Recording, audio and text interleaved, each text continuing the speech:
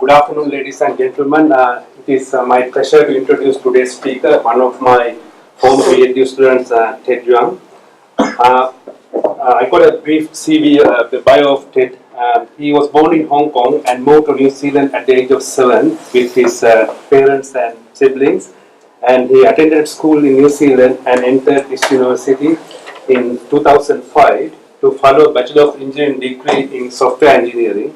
And he graduated in 2009 in Bachelor of Engineering as well as Bachelor of Science in Biological Sciences with second class honors first division. And then he went on to do Master of Engineering at the same department, and which he completed in 2011 with second class honors first division. And I think last about 2 months before you finish masters, he came to see me in response to my advertisement. I was looking for 3 PhD students for my project that was funded by FOST. At the time, there was no MB, FOST, Foundation for Research Science and Technology. So we were planning to do sort of 4 research areas under this project. One of the project was to look at kinematics of the human shoulder complex, which is one of the most intricate, if not the most intricate joint system or complex of the human body, because there are 4 rigid skeletal structures with 3 simultaneous articulation, and to make things worse, there is a thick layer of soft tissue, which makes it extremely difficult to relatively to measure kinematics of the skeletal structures accurately using conventional skin-mounted markers. So when I explained to Ted, so he said that he's still keen to do the project and he wanted to take up the challenge.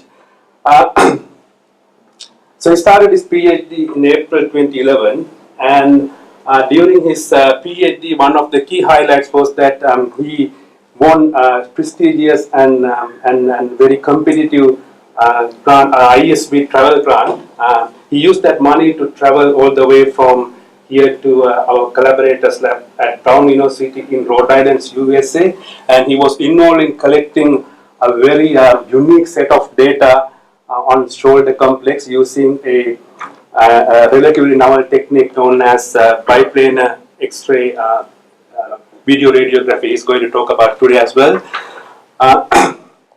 And he presented his work, research work, at several international conferences in Australia and USA.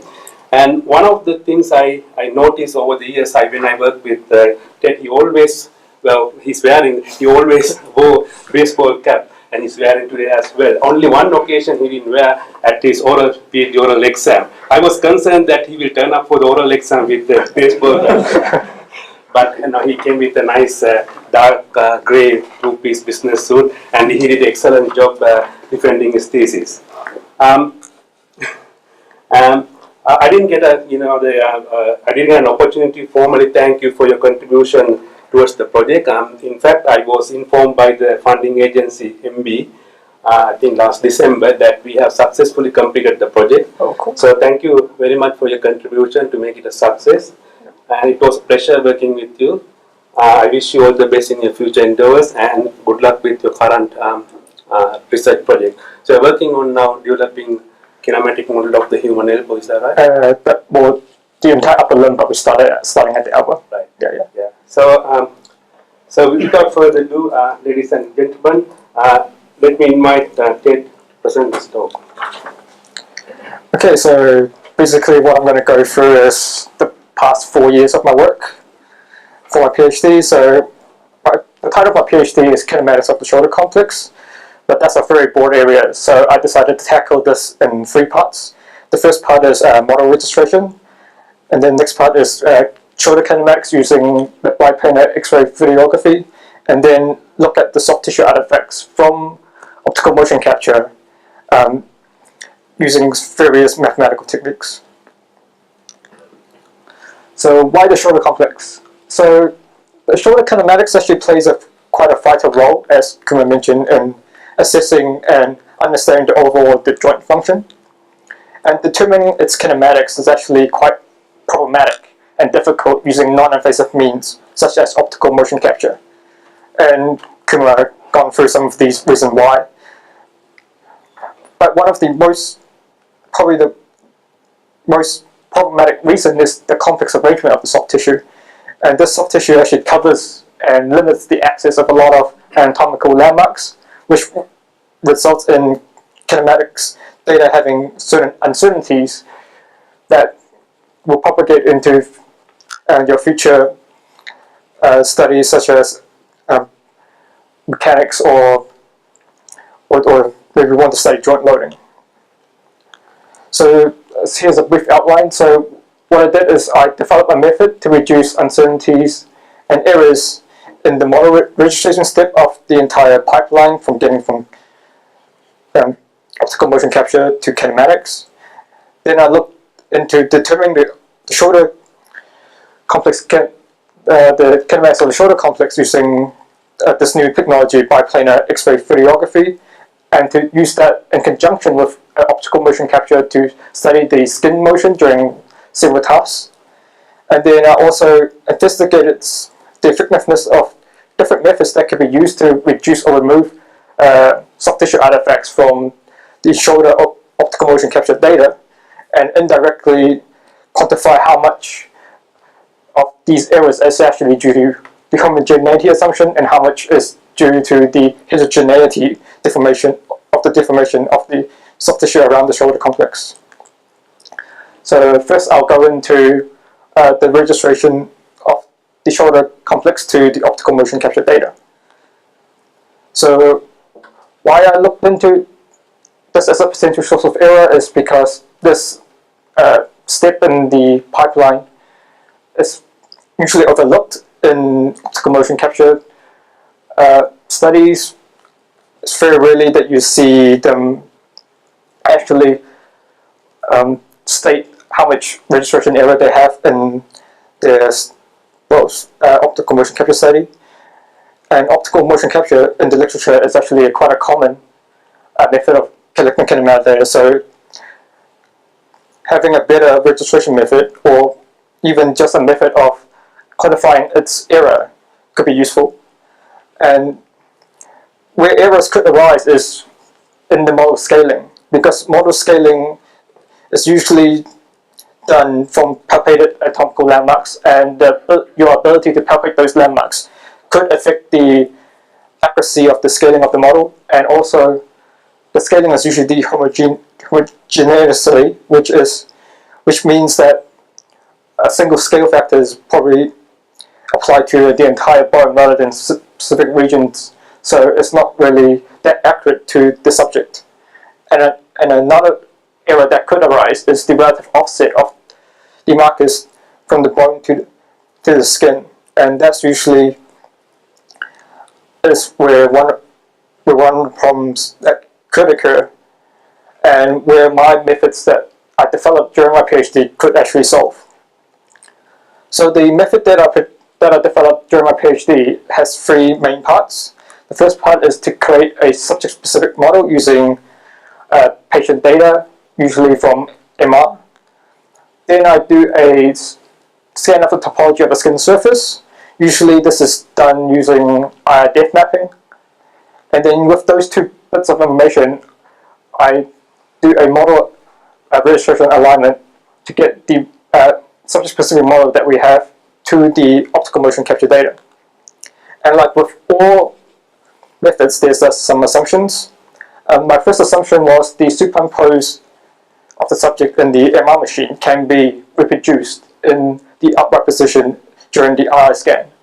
The reason for this assumption is because the most common MR scanner is a supine scanner rather than an open bore upright scanner. So most of the MR data that you typically get will be from a supine position.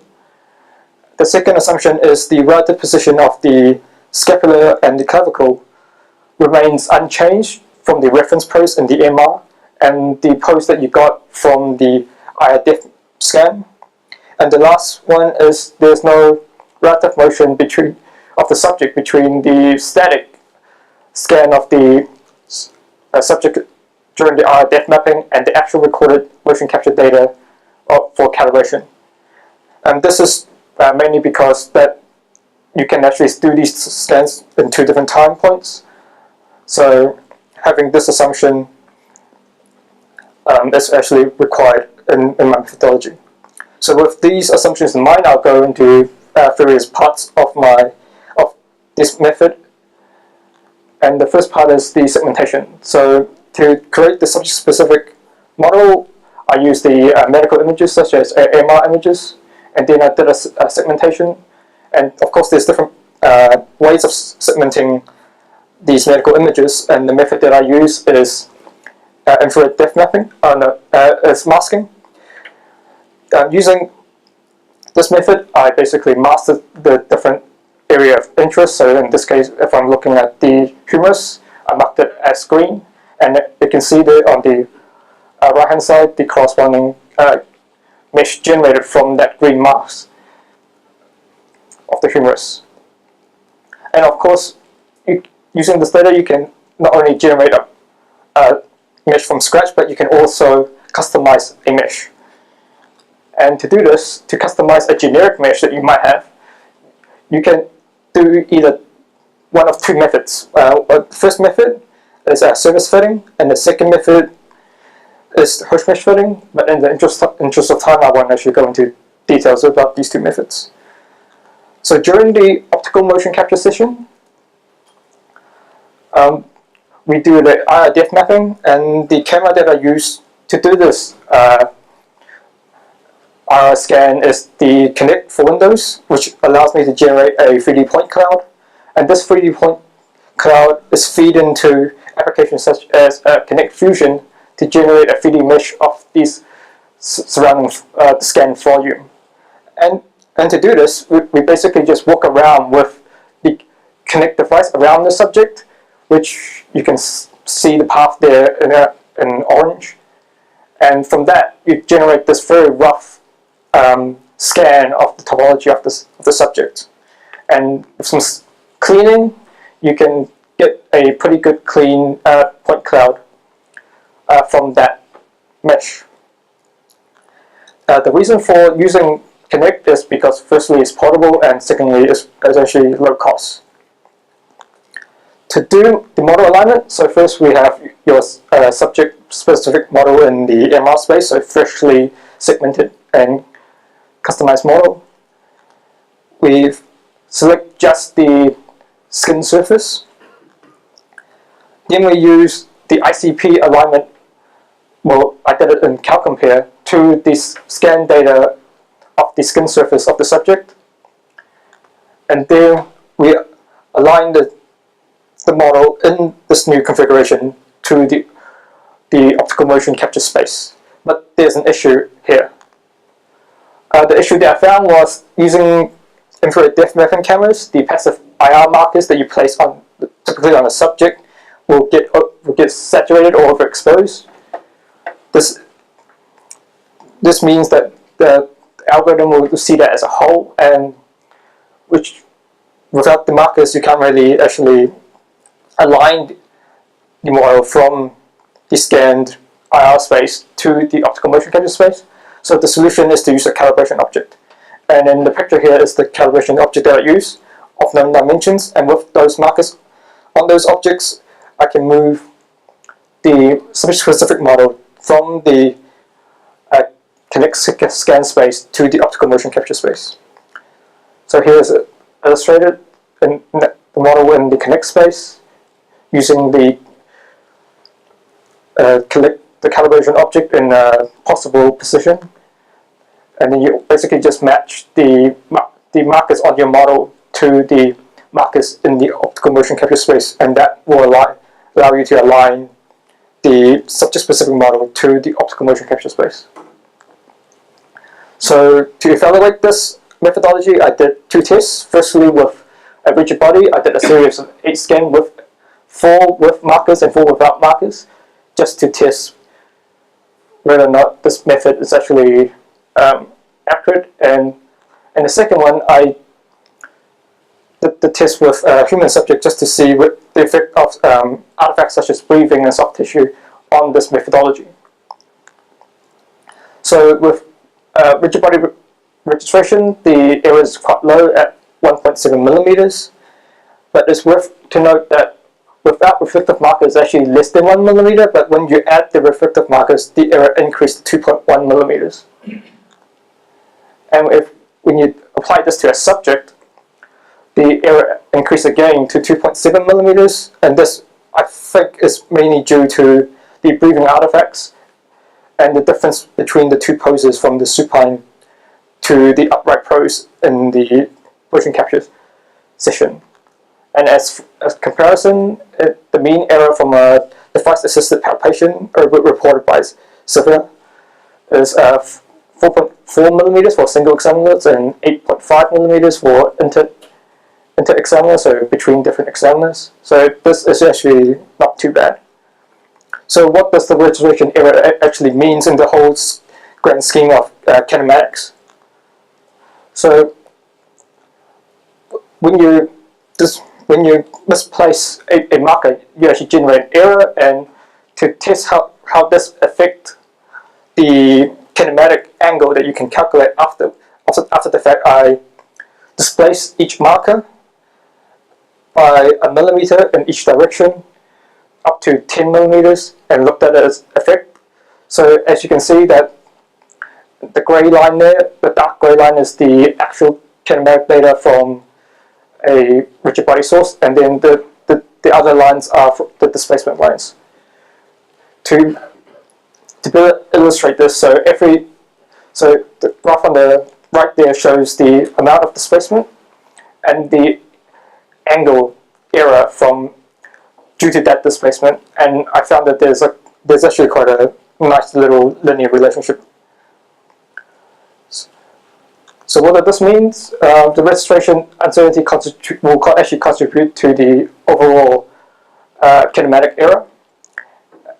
The good thing about my method is that the marker set that you use do not have to adhere to any template, because the markers will be brought along to the model, and it doesn't require any palpation. And the results suggest that this method has a better mean error than the device-assisted palpation. Of course, a further study is required with a larger sample size to actually investigate the effectiveness of this method on different body types, gender differences, and different examiners, etc., etc. So going into the second part of my PhD, which I determined the kinematics of the shoulder complex. As I mentioned, determining this kinematics is difficult due to the soft tissue, but fortunately there's a method that you can use to image the bones directly using biplanar X-ray videography, and this actually gave us a tool to actually collect kinematic data and study its soft tissue artifacts. And the system that I used was the X-ROM system at Brown University. And what this system has is basically a biplane X-ray videography. It can image up to 1,000 hits, and the resolution of the image that we get back is actually quite high, at 1,300 by 1,024 by 1,024. And the position of the image intensifier and the X-ray projectors are actually configurable to suit your needs. For my experiment, I used the system at 100 Hz, and I set the image intensifier and X-ray projector at roughly 90 degrees to each other. So for this experiment, the subject was exposed to around about 2.5 to 2.7 years of background radiation. And for reference, typically what you experience at sea level is like 360 milligrams per year. Flight from Auckland to Boston, for example, is like only 19.5 milligrams, and a chest X-ray is 10 milligrams. So it's actually quite a lot of X-ray exposure that we expose the subject to. The locus system that we use in this experiment is the quality system, which is a six camera system that we use to place around in a semicircle around the subject, and we use 12 passive markers to capture the soft tissue motion of the shoulder. So here's the marker set that we use. So it's basically the landmark points of the upper limb shoulder complex with additional markers to aid in tracking due to marker dropping or occlusion. So in my experiment, there was 5 male subjects with no history of shoulder injuries, and they were asked to perform 5 tasks, and these tasks are scapular plane elevation, flexion extension, internal external rotation, shoulder shrug, and a downward fold. And for my thesis, I examined 3 of these tasks. This is actually mainly due to the time constraint, and because it actually takes quite a long time to actually process this data. So in terms of the experimental setups, the subject is seated between the 2 IIs set at 90 degrees, and the chair is adjustable so that the subject's shoulder is within the capture volume. And here is an example of one of the tasks. This is a scapular plane elevation. So in order to process this data, I firstly, of course, have to do segmentation. And then I configured the X-ray images so that they could be loaded in a virtual space. So we need to know the X-ray planes in relation to where the X-ray projectors are, so that we can actually find where the actual bone is. And once we have these 2 information, we load it into an application called Autoscoper. And this application allows you to track the bone.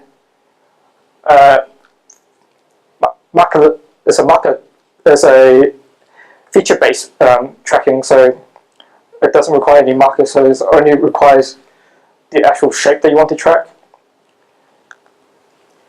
And of course, you have to process the data, optical motion marker data, and this typically is fixing marker labeling and dealing with gaps in your marker data due to maybe occlusion. And then you combine these 2 data sets to get the overall motion and also the skin motion of the skin motion due to the soft tissue deforming. So here's a summary of the results that I got. So this whole bunch of numbers, basically what it means is that each subject shows different amount of soft tissue artifacts, and also the soft tissue artifacts change with motion. So for example, this subject 1, you can see there's a lower soft tissue artifacts in the shoulder shrug for the humerus than the internal external rotation, but for the other subjects, this may be different. For example, in the subject 5, the lowest area that it experiences is actually for the scapula in the internal external rotation rather than the highest. So going more deeply into one of these tasks, so what you can see here is each marker experiences different amount of soft tissue artifacts, and the amount of soft tissue artifacts that you see is due to its position on the shoulder complex. And for areas such as the AA, you see quite a low soft tissue artifacts, but for areas such as the landmarks on the elbow region, you can see quite high soft tissue artifacts.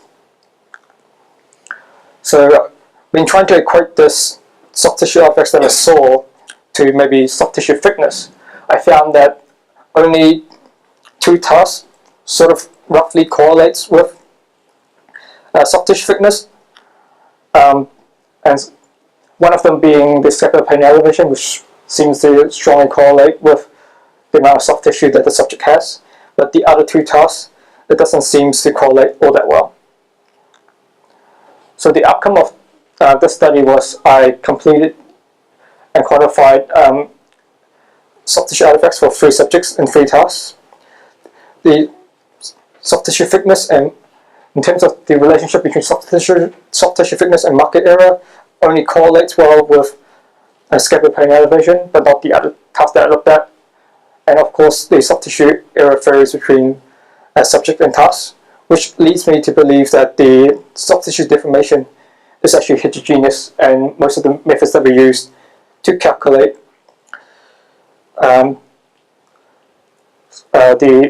to reduce the soft tissue deformation, to reduce this soft tissue error in optical motion capture may be a problem.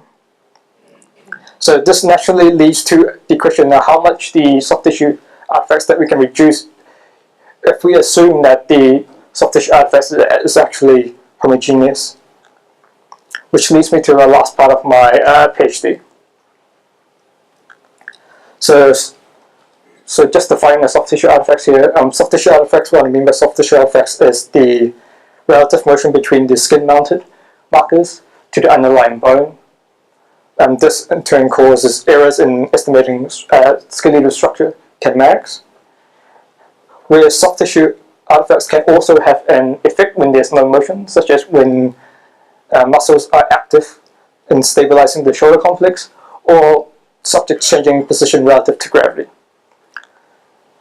So with that in mind, I decided to try to reduce the soft tissue artifacts using 3 different methods, and the common thread between these methods are the soft tissue that we assume that the soft tissue deformation is homogeneous, and the soft tissue deformation is linear. And the 3 methods that I actually tested was the singular value decomposition, polar decomposition, and a polar decomposition with a simple shear model. Why I did the polar decomposition with a simple shear model hopefully will become clear later on. So just quickly, soft tissue singular value decomposition is basically a method that optimizes this optimization method that estimates the rigid body transformation, in this case R and V, where R is the rotation and V is the translation, by performing a single value decomposition on the cross distribution matrix of the points, so the target and reference points shown here in X and Y. And of course this is a standard method and being used, it's actually quite an old method and it's a standard method, so I decided to test this method against a different method, polar decomposition. Polar decomposition is basically you're decomposing a deformation gradient tensor, which contains rotation, shearing, and scaling, into a rotation and a stretch component. However, this rotation may not be the desired rotation, and this is due to simple shear. When you decompose a simple shear, so say this simple 2D model here, you actually get a rotation and another stretch component. And because of this rotation, the rotation that you get from decomposing F may not be the actual rotation that you're after. You might have that additional rotation from the shear. So in order to get rid of this rotation, I created a simple shear model. So I first described the non-rigid transformation in 3D as a modification of a scaling matrix and a shear, and a simple shear. In this case, the simple shear that I use is a 2-factor simple shear model, but in reality you can also have a 3 shear factor model, and it's also a simple shear. By decomposing this simple shear model, you also get a rotation and a stretch. And if we define the total deformation gradient tensor of the soft tissue as a rotation and this non-rigid transformation matrix, and do some rearranging and do some substitution, you can actually get this equation here where you describe the deformation as 2 rotation and a stretch, and to get rid of the additional rotation, we basically just exploit this relationship here. And because when you do a polar decomposition there is no rotation, we can actually just solve this equation and get Fg, and by getting Fg and decomposing we get Rg, and by a simple rearrangement we actually can get back our rotation of interest from the total deformation gradient tensor. So here's an example of the results that I got. So as you can see, the reduction is actually not that big, even with the single failure decomposition method. What's interesting to note is that the errors are actually quite high in the internal external rotation task, but this method seems to be able to reduce the error by a little bit. Where it couldn't do any reduction is in areas such as the scapula for both tasks, and I believe that this could be because that the deformation is more than just the simple shear that I described. So what you can see from the results is that the polar decomposition method by itself does not help in the reduction of soft tissue artifacts. Can actually make it worse. But if you introduce a simple shear model, you can reduce that soft tissue artifacts, but the error is only comparable to the single failure decomposition method. The results also suggest that the methods that we use to reduce the soft tissue artifacts may be limited by the homogeneity assumption, and perhaps a model could be used to describe, and the other limitation could be the model that I use to describe the soft tissue deformation, which is the simple shear model. So, in conclusion, for my PhD, using infrared deforming method reduces registration errors and marker placement uncertainties. The second outcome was using biplanar X-ray videography, we were able to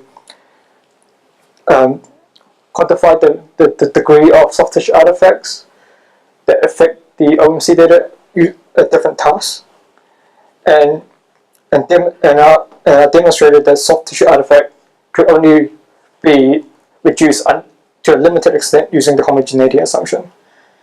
And this is using the two methods that I presented. As future work to improve, there's several future work that could be done from this volume of work. The first is to improve the registration workflow by reducing the number of steps. The obvious step is to automate the Kinect scan, so you don't have to walk around with the Kinect device around the subject. And the second one is to automate the calibration object alignment. So that would, and of course, a study with a larger sample size to actually test the true effectiveness of the method. And to improve the X-ray study that I performed, a larger sample size could be taken so we can get a little bit more of the population variation, and maybe we can use that to take into account when we try to develop methods to reduce soft tissue artifacts. And to improve the existing methods of reducing soft tissue artifacts reduction, maybe we need to model the soft tissue deformation of the soft tissue at the organ level. So I would like to take this opportunity to thank the Ministry of Business, Innovation and Employment of New Zealand and the Auckland Bioengineering Institute for providing financial support. And of course, I would like to thank Kumar for his tireless help over the years, for most of which I don't think I will be able to finish without his help. Or I also like to thank the colleagues and friends in the Business Security Group and throughout the Institute, and of course the ISB for providing travel funds so I can conduct my experiment at Brown University, and of course the members of the Bioengineering Lab at Brown University for helping out with the X-form experiments. And I think that's it.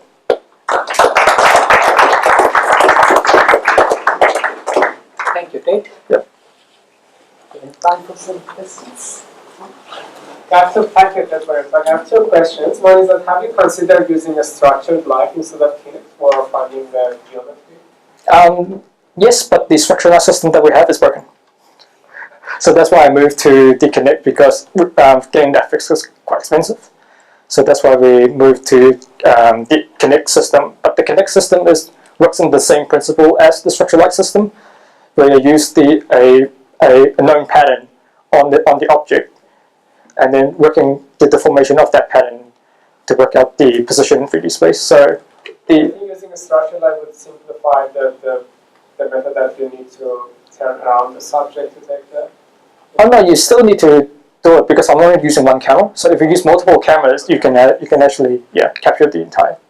Another question I have is regarding measuring the independent error of the motion capture system for finding the markers. Yep. Have you considered measuring that, for example, if a marker is, I assume that there were 4 cameras on the motion capture system, for example, if the marker is not visible in 1 or 2 cameras, I think you will lose some accuracy. Have you considered that on your model for predicting the soft tissue artifact? No, because this is usually handled by the software itself. So usually we have quite a lot of redundancies. So up to, I think we use 6 cameras at different things. We actually don't have much in the way of marker drop-off. And it's actually most of the markers are actually seen by most of the cameras anyway in my data. So I actually didn't consider that as a source of error in my soft tissue. Because you don't consider any error for the motion capture system. Yes. Yeah. Other questions? So one question I had was, you assumed that there was no difference between the supine position in the MR and the vertical position for the IR mapping. Yep. Why was that? Could you not do the IR mapping also in the supine position? No, because you have markers on the back. So when the person's lying down, you actually won't get the full the full volume of the skin. So you only get the surface, front surface, which can vary quite a lot because of breathing artifacts. So that's why I have to assume that the upright position is actually the same as the supine. But to get around that problem, you can use a open bore upright MR, which we don't have access to. But using that MR, you can actually take that assumption out because in both cases you'll be standing. Yeah. So Vinod, you beat me to that question, but I just wanted to take the question a little bit further and say, I mean, it seems, Prasad probably could ask the question, but it seems sensible that there is some shoulder rotation between the supine position and the upright position. Yes. And it seems to me that you had the data with which you should be able to quantify that degree of shoulder rotation. I mean, you can get the skin out of the MR, and you've got the skin from your IR. I actually do take that. I do take that into account. So I segmented different areas of the skin out and actually do the registration on different regions. So I actually do take into account the rotation of the shoulder, the different position of the shoulder. Also, it wasn't a rigid registration. Wasn't a fully rigid registration. So I segment the arm out, I segment the clavicle, I segment the back, and then just register those parts separately, and then put it back together. Yeah.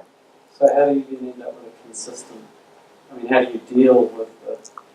Oh, I assume that the joint is there's no joint movement, so I basically just ensure the joint is basically the same from the MR images to the actual position that I. Because you actually do get some drifting by itself if you just register the parts independently. So to bring it together, I basically just take what I believe is the joint center and just pull it back together.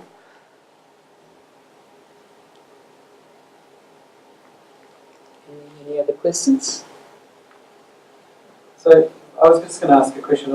It seems to me you got to the end of your second part of the talk and you said, just remind me, the final take-home point was that the homogeneous soft tissue deformation model was no good.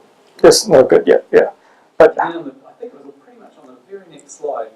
You said, right, from the third part of my thesis, I'm going to yes, homogeneous linear deformation. Is that okay? Firstly, the reason why I did that was I ran out of time to actually do a full model. So the second reason why is because we can actually, there wasn't a lot of literature that I found that actually tried to describe how much error that you will get from the heterogeneity of the soft tissue deformation. So using these linear methods and homogeneous methods, we can actually quantify how much error we actually will be expecting if we use these methods. So yeah. So what did you mean by linear methods? Because you're using the full Well, the scaling and the deformation is actually of a linear nature, so it's applied to all. It's basically the first order deformation. I'm not considering any higher order deformations. And simple shear is linear in nature. At the end, you were commenting that one way forward would be to do a full organ-based, full analysis. Yeah. But I suppose there may be an intermediate position where you considered the skin, muscle, and fat in terms of different shear layers. All right. Yeah. Where you could have a composite shear model that didn't go to the full extent of modeling all Oh yeah, that could be a pretty good intermediate step for that. Yeah. eventually to know where most of the tissue motion is occurring in those layers. Yeah. Yeah. The only difficulty is how each different layers interact, and yeah, that's another problem that probably require another PhD to actually to figure out. So yeah. Okay, if we have no more questions, we'll thank Ted for a very interesting talk.